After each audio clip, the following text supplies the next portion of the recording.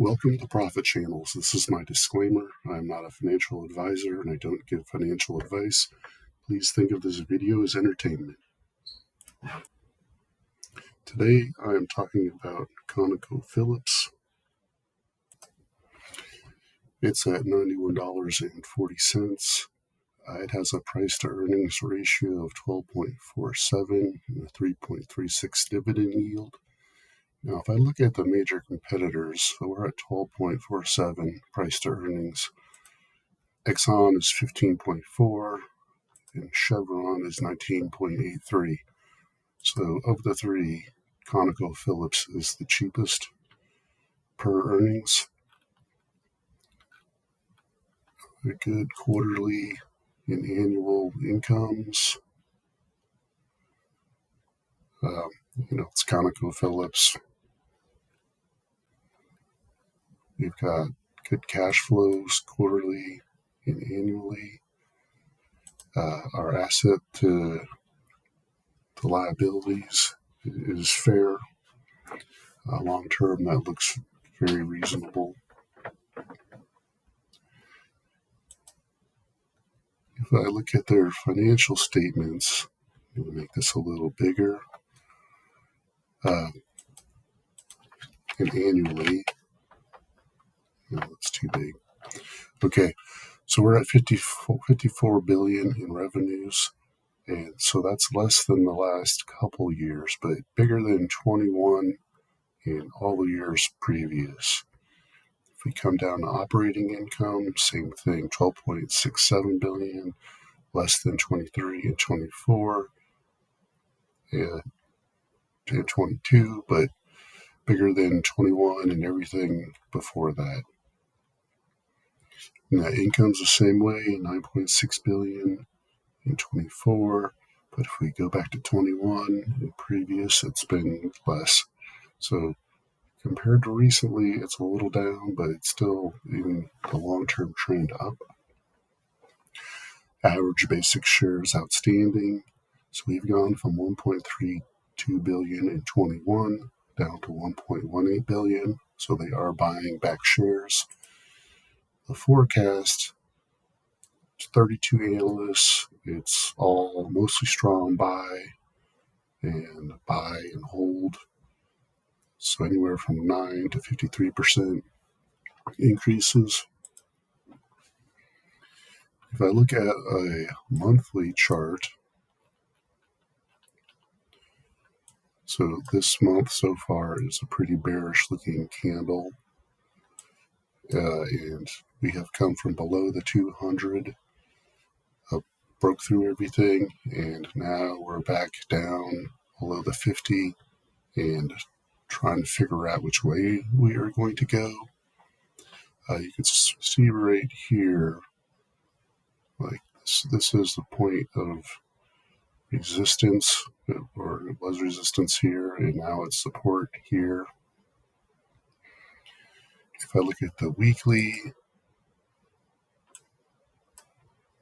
so we've broken down through all three moving averages, and now we've bounced off the 50, and we'll see where we go. We've got this gap down here around 31, and so if we had the giant market crash that a lot of people worry about, where we could come back 70%, that would fill this gap. But hopefully we got some room to run before anything major like that happens. On the daily,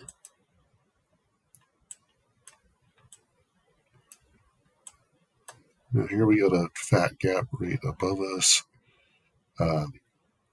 but we've bounced off the 200, come back down, and we're with the 50 right now, kind of just straddling it with this daily candle. We may have hit a bottom here and are moving up. And where I get that from is we have this channel here. We keep bouncing off the bottom of this channel. So this could get us through the gap and up to about $105. If we were to complete this channel.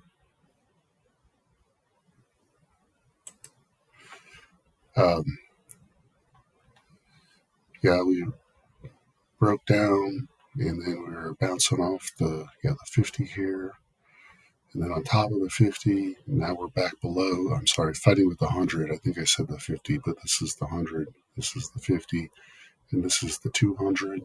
So these are all gathering up for what I expect to be a big move upward.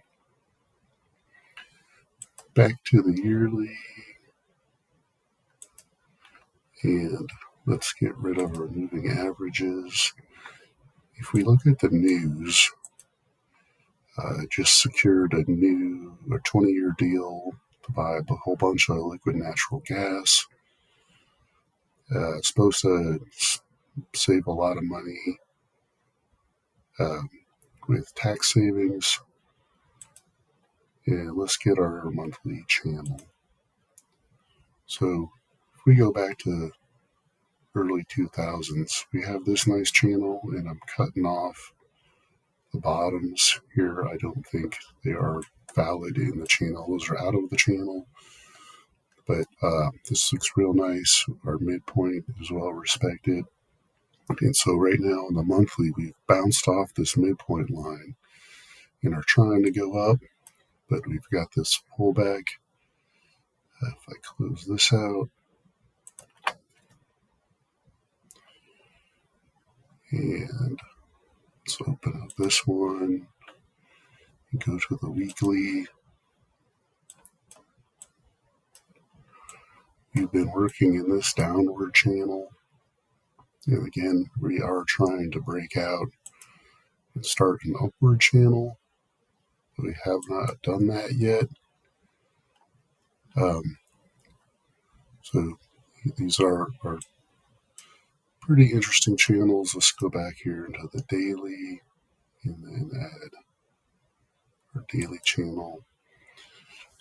So I expect with this candle right here, if we start moving up tomorrow, this might be a good time to get in for some short-term to long-term trading.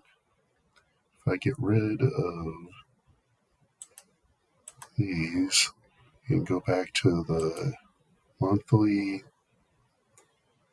auto, let's look at our volume profiles.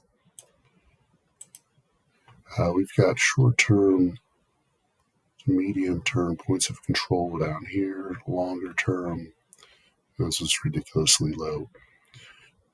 So these are concerning on a monthly scale, but when we go to the weekly, our points of control,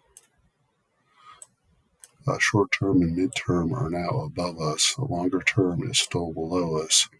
And on the day, we are short and mid-term just below this point of control, and longer-term below the point of control is now higher. And let's get rid of, I think, some of these. Okay.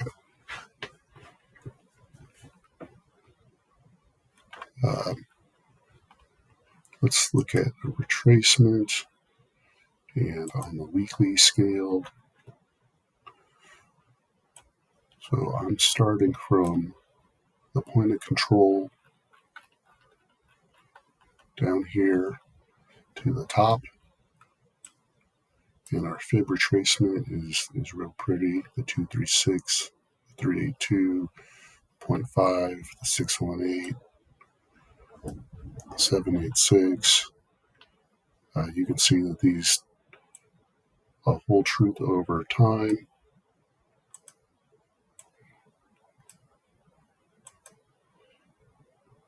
Now, if I do a retracement from the very bottom to the top, we have these bigger, larger, pretty lines. You can see the 618 is right on the point of control. So we're bouncing off this 236. If I do both of them, you can see we have some confluence to the 236 and the 382, the 618, the 382, 618 and 1. I mean, these are real nice. So Bouncing off the 236 here. Almost got down to the 5 and the 382 there. And now let's extend. So I am doing an extension from this bottom to the top, back to the bottom. And so right now we've just bounced off the 382 to the 236. I expect us to go up to the 618, which could work well in our channel if I were to extend it.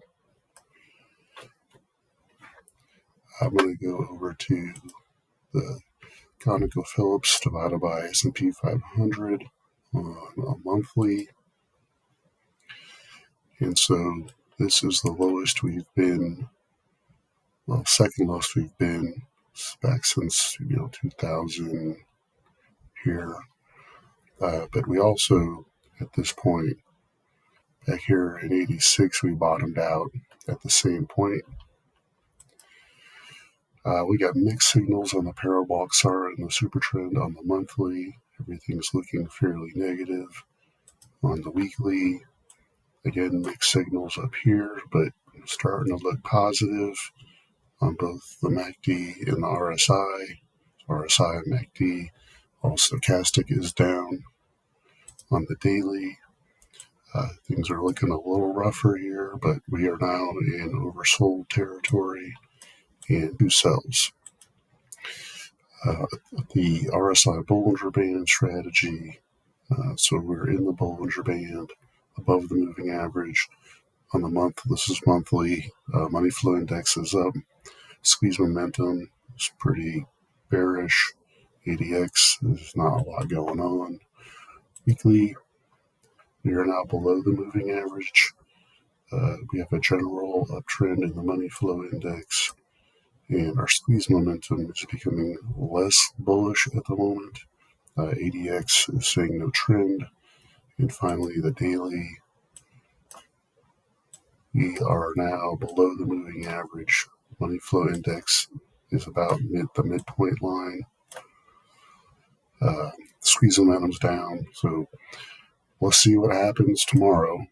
But I think we are looking at a pretty good spot here with the 1 month, 1 day. If we can start moving up here in this channel. Hope you like it. Give me a thumbs up and subscribe. Talk to you later.